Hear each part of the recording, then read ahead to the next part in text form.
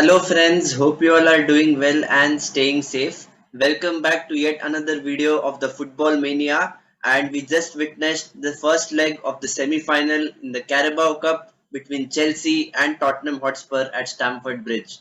Well, going into this match, all the talk was about Thomas Tuchel and his ongoing debate with Romelu Lukaku, whose controversial interview has created a spat in the dressing room.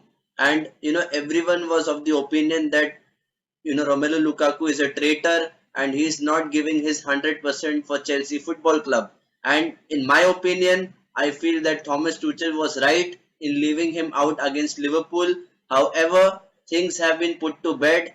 Romelu Lukaku has come out and admitted his mistake that he was wrong in the way he conducted himself and expressed himself in the interview to Sky Italy, and it is something that he dearly apologizes to all Chelsea fans.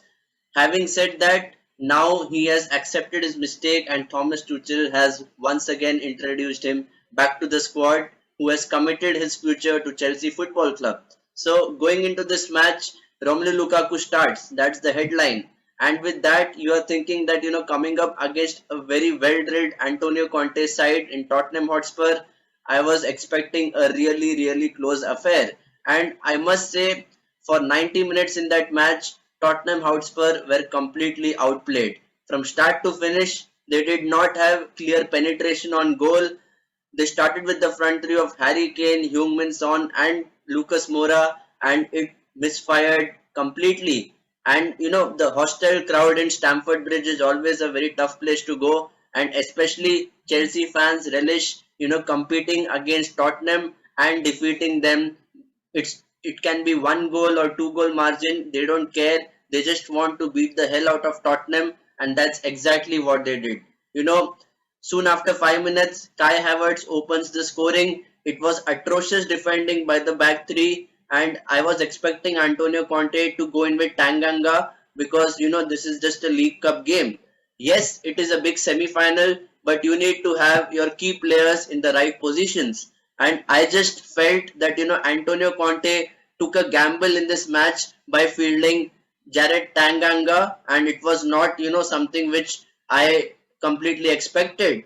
And apart from him, I think starting Doherty was also a very big call which he made, and he kept aside Harry Winks, who has been the pivot in the midfield, who is the engine who drives the ball forward, and all their attacking moves either come through Harry Winks or Giovanni Lo Celso.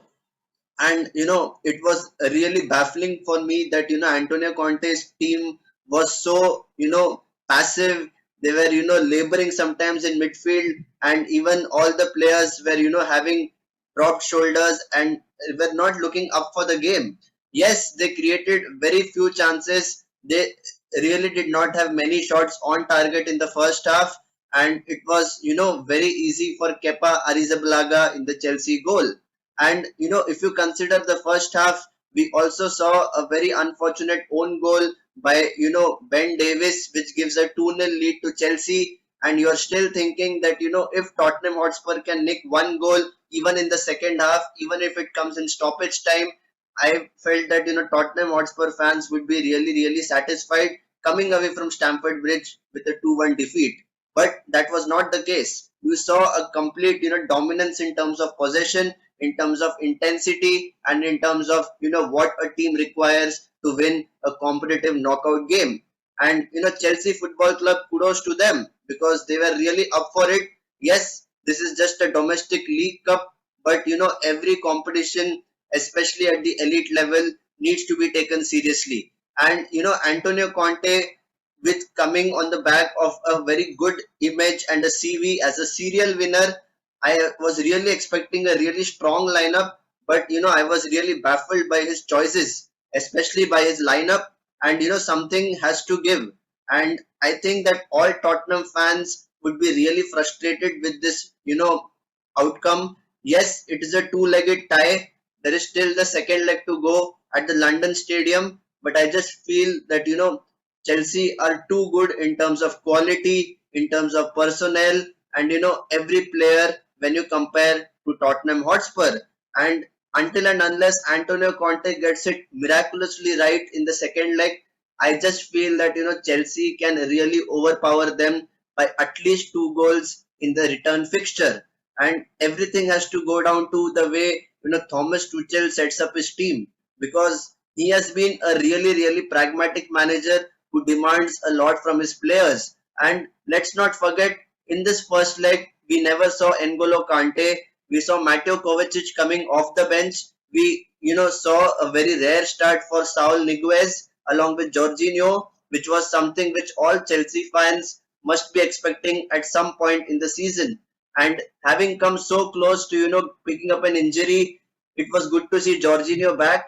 And all the Chelsea fans would have still felt that without N'Golo Conte, there is still a chance that Tottenham Hotspur can exploit. But they were really not up for the game. That's the basics of football. And when you see a team laboring the way Tottenham did, it is really baffling at times what type of decisions these managers take. And Antonio Conte being a serial winner, you don't expect such decisions. And Harry Kane being a talisman for this football club, you still expect that he has to deliver, if not scoring goals. He has to create chances. Yes, he comes so deep into the midfield that it allows the space for the likes of Harry Winks, Dele Alli, Lucas Moura, and Heung-min Son to make those penetrative runs. But the defense of Chelsea was really up for any kind of threat that Tottenham's forward line offered. And Malang Sarr, one of the young defenders who played in this match for Chelsea, was really solid. And he had Heung-min Son in his pocket. That shows the kind of confidence that Thomas Tuchel has instilled in all the young players in Chelsea, and everyone is really up for any kind of match. And it's really difficult to beat Chelsea at Stamford Bridge. They have created it as a fortress for many seasons, and for anyone to go there and even nick a point, it is quite difficult, especially when Chelsea are in red hot form. So what is my personal prediction for this two-legged tie? I just feel that Chelsea are too strong, and Antonio Conte is a really clever manager. So let's not discount the threat that Tottenham can offer in the return leg.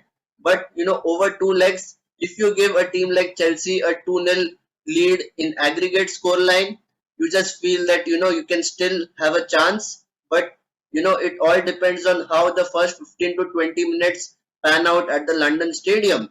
And if it is something similar to what we saw in the first leg, I just feel that Chelsea can maintain the possession. They can have a really solid backline and create all sorts of problems for Tottenham.